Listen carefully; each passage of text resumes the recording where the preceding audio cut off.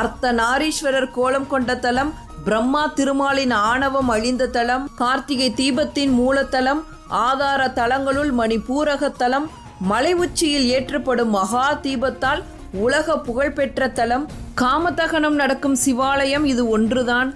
ஆடிப்பூரத்தன்னைக்கு உண்ணாமுலையம்மன் சந்நிதி முன்பு தீமிதி விழா நடத்தும் ஆலயமும் இது ஒன்றுதான். எந்த சிவன் கோவில்களிலும் தீமிதி விழா நடக்காது.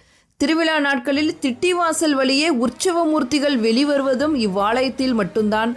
அருணகிரிநாதருக்கு விழா எடுக்கும் ஆலயமும் இதுதான். திருவண்ணாமலையே காந்தமலை அப்படின்னு சொல்லுவாங்க. ஏன்னா இந்த மலைக்கு தரிசிக்க வருவோரை மீண்டும் மீண்டும் காந்தம் போல கவர்ந்து இங்கு வரவழைக்கும். அதனால தான் இந்த மலைக்கு காந்தமலை அப்படிங்கிற பெயரும் இருக்கு. பல சித்தர்களோட புண்ணிய பூமிதான் திருவண்ணாமலை. சிவபெருமான் மகனாக இருந்து வல்லாள மகாராஜாவுக்கு திதி கொடுக்கும் தலமும் திருவண்ணாமலை தான்.